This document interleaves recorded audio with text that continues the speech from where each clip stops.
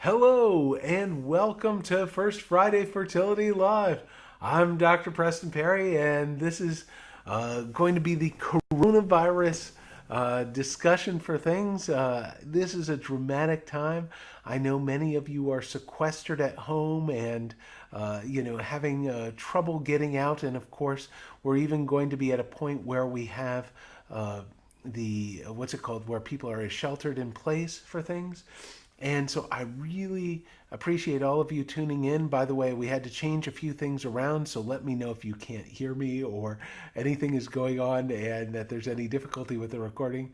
Hi, Mandy. Good to see you there. Um, this is complicated times. I mean, we really, for the scale of what's going on, where people are having again, almost an infection where people go back to the 1918 influenza pandemic and all the other issues that are there. This is, I think, few people can be familiar with events like what we're going through today, and we are going to get through them. This is also something, hey Lord, this is a time where I'd also want to thank all of those who are on the front lines for all their hard work, for the complexity, for the um, just the great job that they're doing. And I would say whether you're a nurse, a doctor, administrative, whatever, and there's so many roles there, from our psychological support and our physical therapists and everything like that. And also thanks to the epidemiologists and the challenges all our national leaders face at this time. There is so much data, there's so much going on. It's hard to know what is right, what is true, and it is evolving. And I'm going to try to make some sense of that, recognizing that, as always, the information I give is, informational purposes only. Check with your clinician if it's whether it applies to you, and also our understanding and knowledge may evolve, and so anything I say is purely my opinion at this moment, and it may change for things. I want to talk, or at least start, by acknowledging, before we get into stress and fertility, which is an important issue. By the way, hey Brianne, hey Rachel.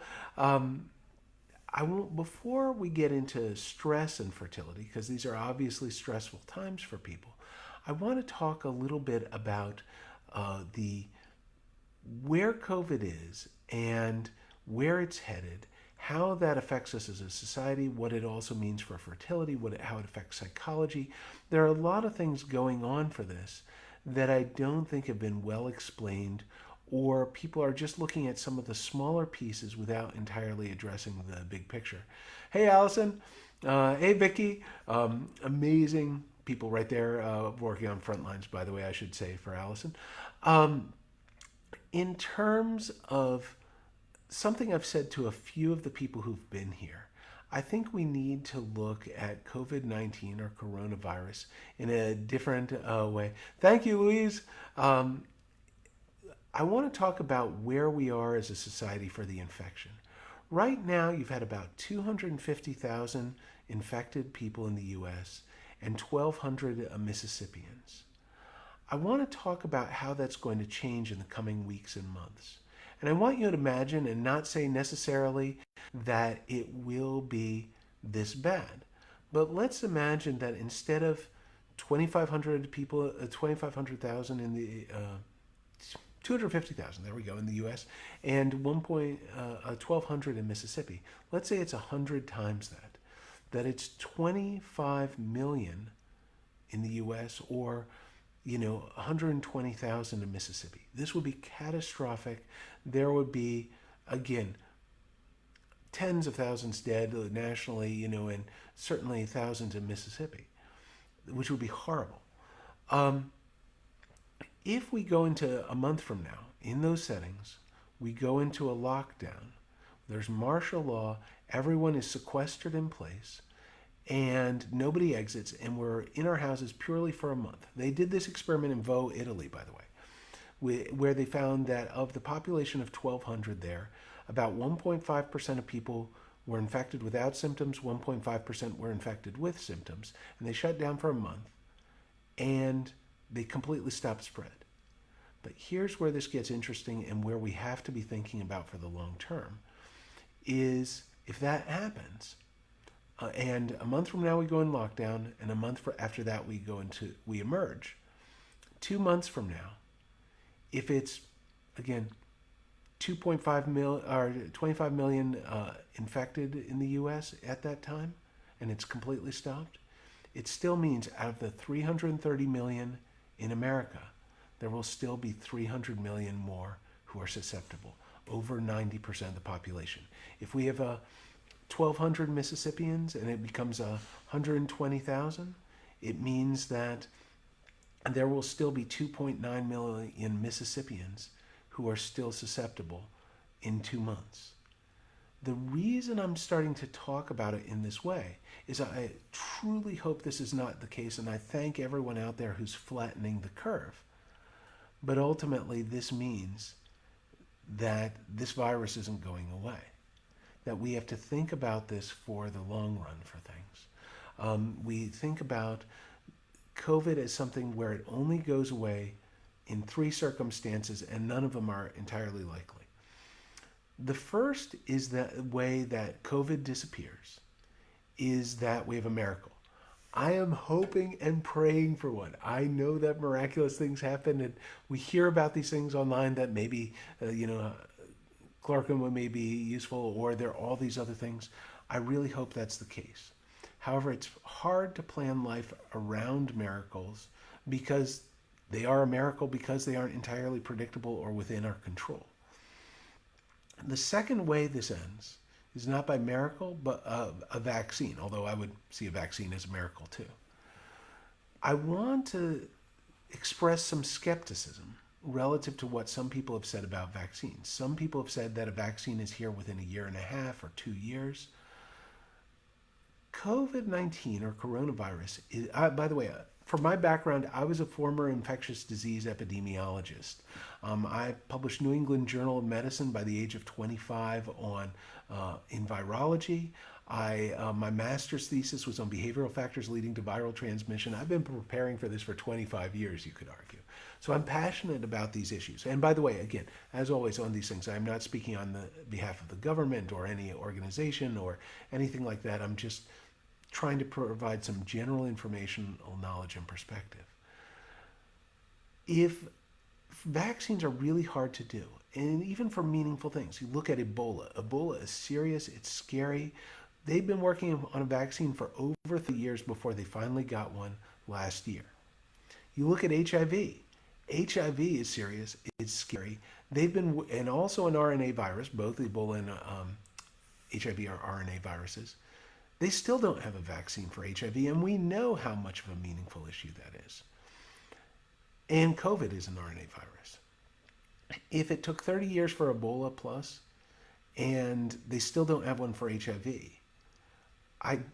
after 30 years, I don't know where a year and a half timeline comes from for being effective. I hope that it is, but many people I know do not necessarily believe that timeline. The third option is that we get herd immunity. Hundreds of millions infected and millions dead, and we certainly don't want that option. And so if we're saying the 3 core ways that this virus goes away, miracle, vaccine, and herd immunity, where everyone's had it and so they can't pass it on anymore, if we aren't counting on those, what does that leave us?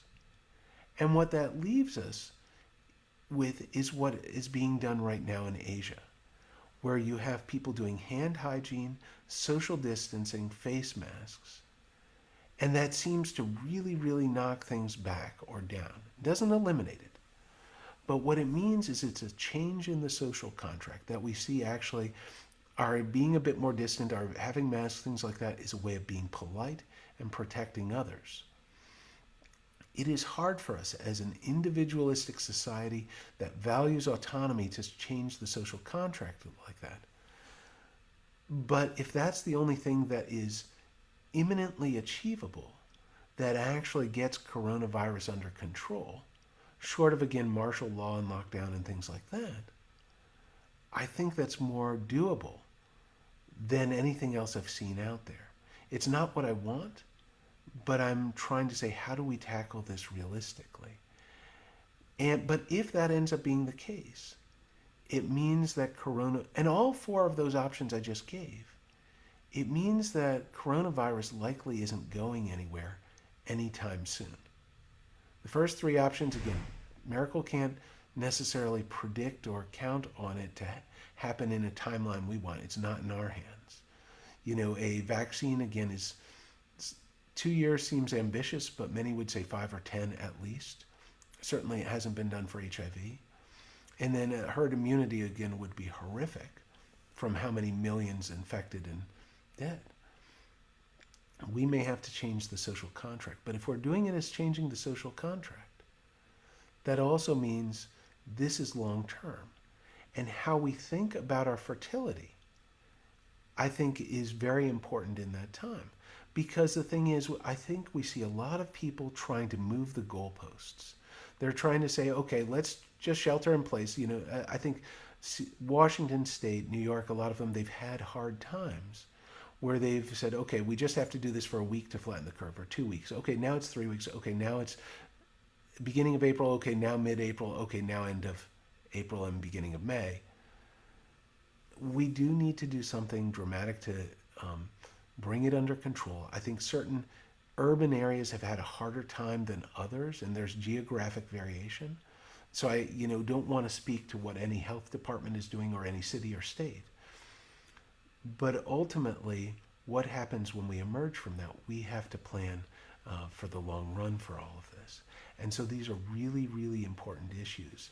And we have to look at sustainability, not just for the economy, but ultimately, how do we not burn each other out? One of the reasons I'm phrasing it the way is we look to something that's manageable and important and achievable without being in full lockdown, is that people burn out.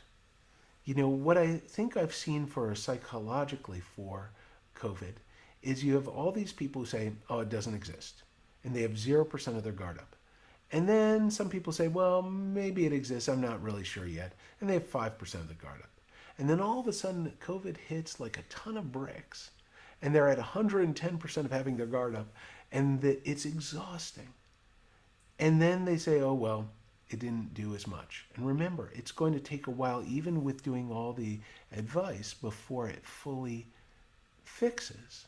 Or maybe that's not the right phrasing, but until we start seeing benefits. You can do this for 2 weeks of a lockdown, and you won't even entirely see the benefits because it was from people who were infected before the lockdown went into place. And so then people say, well, it didn't make a difference, I give up.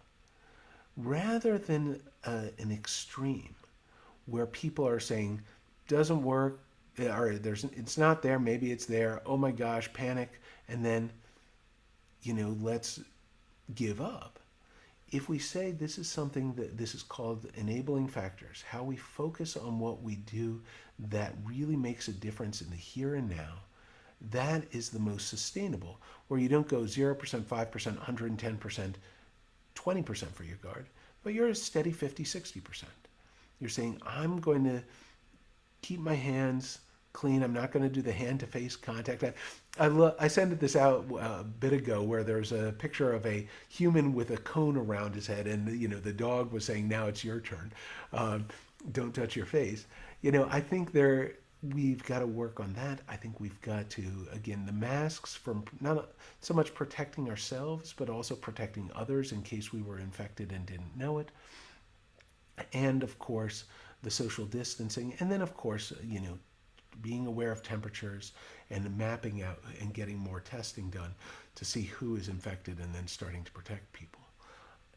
This is complicated, but I'm trying to give people my take on where the future is likely headed. And I can't fully predict it. No one can. We don't have a crystal ball. But what we can say is a lot of countries, like China, like Singapore. Again, Singapore, they had studies showing that if people used hand hygiene, social distancing, and masks, there was and they were showing that even only 85% of hospital workers just needed simple mask use. They were showing that there were no transmissions among hospital workers in areas that were considered high risk, which is very meaningful. In fact, UCSF, University of California, San Francisco, their, their epidemiologist pointed out that most infections among healthcare workers were actually from home rather than at work. And so I think there are things that we can do to reduce this risk. It's manageable, it's controllable, and it's still going to be bad. This is still a global catastrophe. But there are ways of bringing it out under control without paralyzing society or without giving up because there's nothing that can be done. So that's hopeful. I think part of why you keep having people gradually bring this out or not even say it relates to the fact that they're trying to balance the long term with the short term. They're trying to say, this is an emergency, do something. And I think we have reached a point where many people are listening, not everyone. I think we need more to listen. But the way I look at that is there are three groups of people. You have your under responders, your over responders, and the people in the middle. The over responders, they probably had their bunker stocked with toilet paper and all the supplies they needed, a year ago, just in case, even before COVID was announced or anything like that. And they quickly bought out the source. The normal level is sort of the people who are saying that, okay, let's prepare, let's get the essentials, and they read up a bit about it and get things done. And the under responders, it's interesting for the psychology of the under responders in these situations, but they believe denial sometimes gives them more control. It can mean that their rebellion is a sense of identity. It's that the skepticism is more convenient. There are a lot of things like that.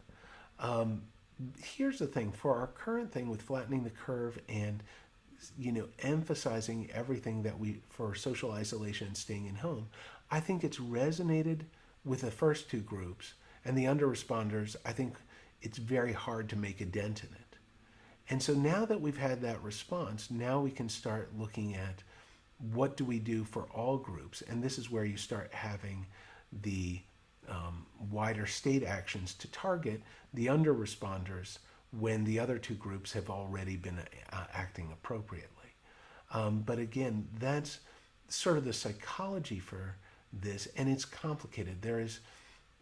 I don't think there's a perfect response, and no one has a crystal ball. I respect all the stresses for the economics, the emotions. I mean, if you want to talk about emotions for this, it's interesting. One of the things I said I'd talk about is a baby boom for this.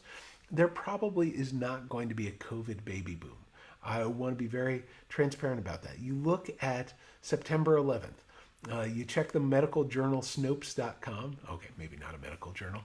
And they really didn't see a boost in pregnancies, 8-9 months after September 11th. I was there delivering babies, by the way. It was a very interesting thing where I saw so much of society come together amidst crisis. So many people have been praying for our country to unify. I don't know if that will happen, but I'm hoping that this will be it, where we recognize there's a common thread and we're in this together and we fight for that. I truly hope and pray that that's a positive outcome that comes from all this. You look at Katrina, though, coming back for another catastrophe, where people were talking about whether there was a baby boom after Katrina. There was, but it was different from what people think.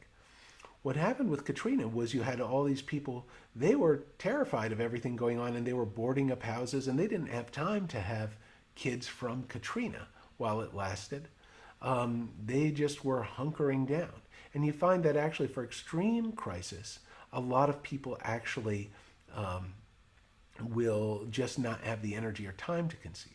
But then what happened after Katrina was there was so much construction, a lot of people actually got jobs in construction and rebuilding and all these other things, that there was a boom from those who had more business opportunity in the wake of everything. So I think that may be something that is associated with catastrophe.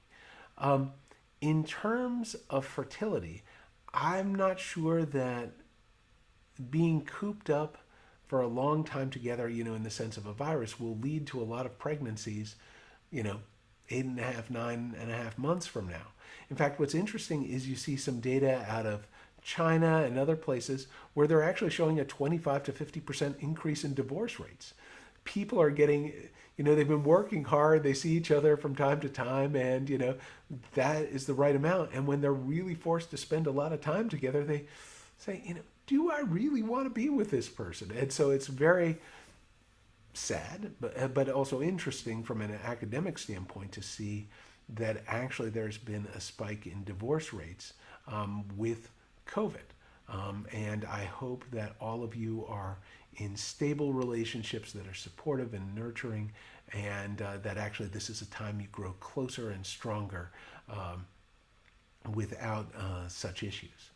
By the way, I haven't been saying hi to everyone. I knew that emails. I would, so many kinds of people there. Thank you for your wishes. Hi, Kelly. Reassuring. I hope I'm not bad about this. I'm trying to be transparent. I will really want to be reassuring. Hey, hey Donna, all kinds of great people. Hey Sarah, hey Jessica. Um, Thank you all for coming on. In terms of how stress affects fertility, I want to start there because first of all, stress affects fertility, and subfertility definitely causes stress. If you can't get pregnant when you want to, that absolutely causes stress. But whether stress causes infertility, there's a lot more debate on that, and many people say no. There are studies that do show a negative association between stress and infertility, but there are also a lot of studies that don't show an association. And the reason that's important is because I have people who are stressed about their infertility, and then they say, oh my gosh, my stress is making things worse. And if my stress is creating more stress and then it's this vicious cycle, that's miserable. So I don't want that. By the way, actually, I should probably break. I've got all kinds of people coming in. I'm still going to do 5 more minutes or something like that. We have the whole team, and they all want to individually come by while we still do social distancing, and we rotate out so everyone can say a message of support for all of you, and we love you guys and everything like that. For stress and infertility, here's the thing for the best evidence on that, is that if there is so much debate as to whether stress causes infertility, the magnitude of effect is probably relatively low. Now, you will see some studies saying, hey, alpha amylase is associated with twice as long to get pregnant if it's high for stress, and cortisol levels go up with stress. But some of those studies have an issue with what's called confounding by indication, meaning that the more stressed you are, it may not be because you're stressed, it may be that your prognosis is much worse. The people who have really good prognosis about things and are likely to get pregnant, they may not be as stressed as the people who say, oh my gosh, this is really bad, I have bad chances. That makes me even more stressed about the infertility. So there is a degree of that going on for things that we have to keep in mind. So it's called confounding by indication. I would say there was even one study that I can't find, I've been looking for it for years, but I remember reading it about 2001, where it showed that, or maybe it was 2005, it was from a bit ago, but I remember it where it said that the most stressed people were the most likely to get pregnant because the people who were laissez-faire and they were just like, hey, it'll happen when it happens, they didn't do anything about it. While the stressed were more take charge, it was on their radar and they did something about it and they were more likely to be successful, or that was the belief of the researchers. For you guys, I think the most important thing is whether or not stress causes subfertility. If it does, it isn't an enormous effect because there's a lot of debate to whether the effect even exists. I would say find wellness. And this is a great time, I think, for, amidst all the stresses, for how all of us go about defining what's important, what do we care about, and how do we find peace of mind to the best of our abilities. And I think defining that, whether you need that individually and just to find your own personal space, whether you do it through your spouse and connect together as a whole, whether you find it through friends, with social distancing, of course, or physical distancing. We don't want to be isolated, but ultimately, how do you connect with people through FaceTime and WhatsApp and all these other ways. How do you find that support in your life? How do you find exercise? How do you manage stress? I know of a person who was a marathon runner doing photojournalism in Beirut and was just exercising so heavily. Just found, for all the bombings and all the chaos that was going on, couldn't be stressed because I had just run a marathon that day. There are many ways of managing it. And if you need support, we have people we can get you to as professionals. And also, again, we have our support group. We didn't do it this Tuesday. We're going to go back to it 2 weeks from now. But we'll post this about our support group online.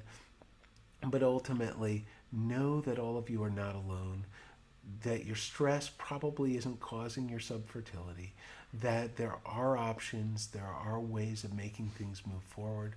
We're here for you, we're thinking of you, praying for you, and God bless you in this difficult time in our country, and I love you guys.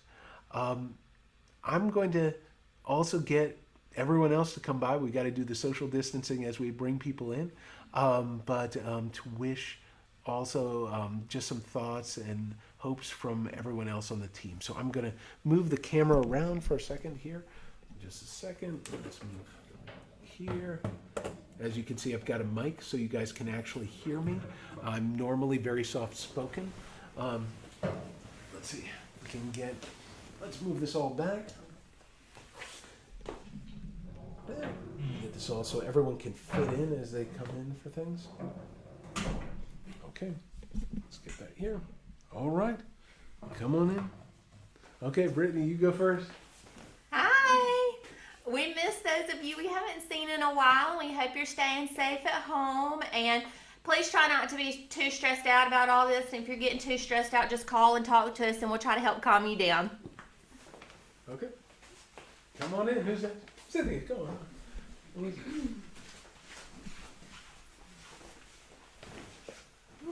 Hey everyone, y'all stay safe, stay healthy, and don't go out if you don't have to from all this here at Positive Steps. Cool. Come on. Hey everybody, I just wanted to say hi and we miss you guys and hope everybody's well, and if you have any questions call us and I'll be the reminder to wash your hands, like really wash your hands. Tell them a song to sing. What's the best one? Happy Hey everyone, birthday. we're all just here, we're thinking about you and we love you, and if you need us just call us, we'll be here to answer any questions. The song to sing for things, because it's all about the birthdays for us, we want you to sing the happy birthday song from beginning to end while you're washing your hands. Twice is what people say. That's a high standard, but I hope people can achieve it. But wash your hands well. Hello, how are y'all today? Prayers for all of my Positive Steps Fertility family. Y'all stay safe and just be careful out there.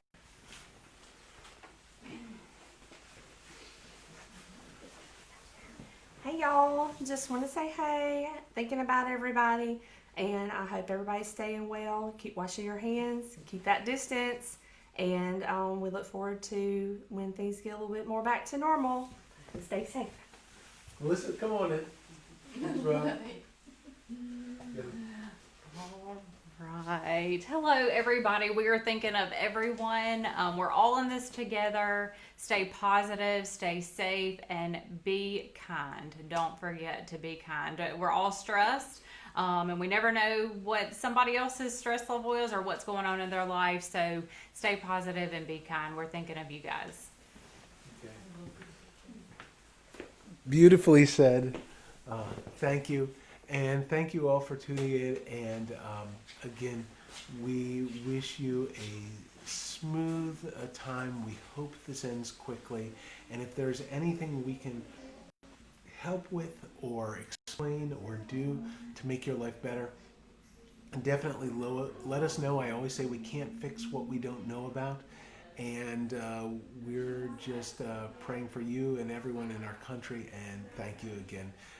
Come to our, call us for questions. If there's something we can provide for care that would be appropriate, call us for these questions, and we can do video consults as well. You don't need to come in for a lot of things, and also we'll be doing our virtual support group very soon again. All the best.